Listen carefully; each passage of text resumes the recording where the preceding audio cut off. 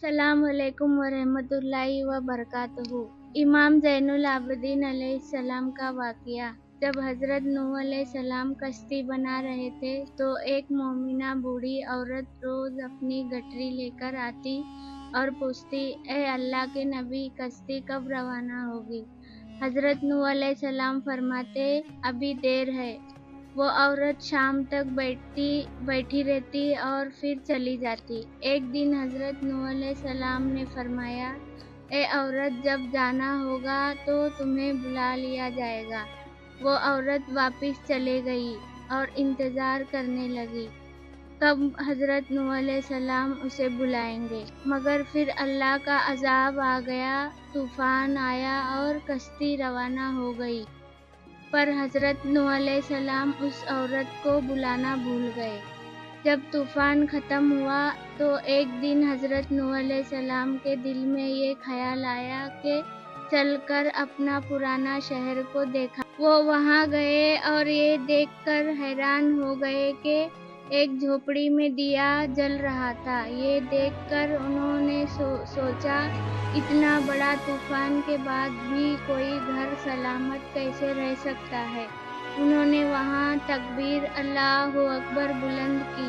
तकबीर सुनकर वही बूढ़ी औरत अपनी गठरी लेकर बाहर आई और बोली, या नबी अल्लाह, क्या कश्ती तैयार है चलने के लिए? ये सुनकर हज़रत नूह अलैहिस्सलाम चौंक गए और पूछा, बूढ़ी औरत, क्या तुम्हें कुछ भी नहीं पता चला? औरत ने पूछा, या नबी अल्लाह, क्या पता चलना चाहिए था? हज़रत नूह अलैहिस्सलाम बोले, इतना बड़ा तूफ़ान आया, पूरी ज़मीन डूब गई, बारिश हुई, तुम्हें कुछ भी नहीं पता चला?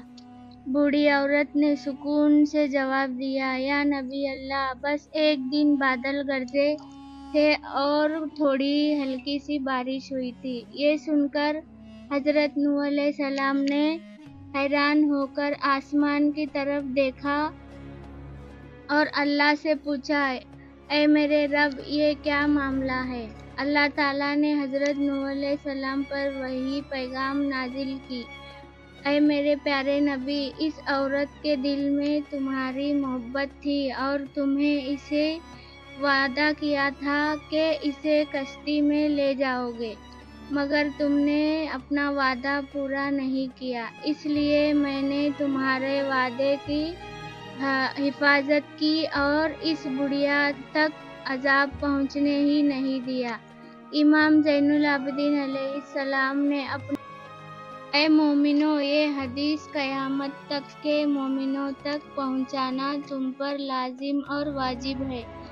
उन्हें बता दो, जिसे हमसे मोहब्बत की, क़यामत का अज़ाब ज़रूर आएगा, मगर जैसे इस बुढ़िया को पता नहीं चला, हमारे सच्चे मोमिनों को भी नहीं पता चलेगा कि कब क़यामत आई और कब चले गई।